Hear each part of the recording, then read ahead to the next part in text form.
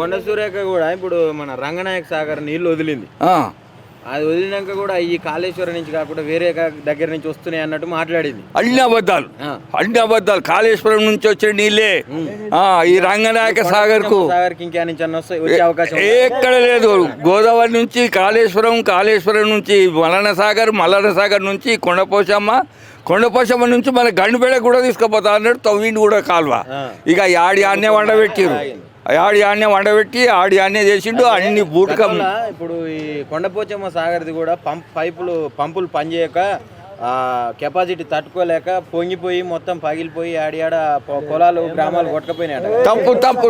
తప్పు ఇంతమందిని అడుగు యాడ కుంగిపోలే ఏది కొట్టుకపోలే మంచిగా సుభిక్షంగా బతికినాం.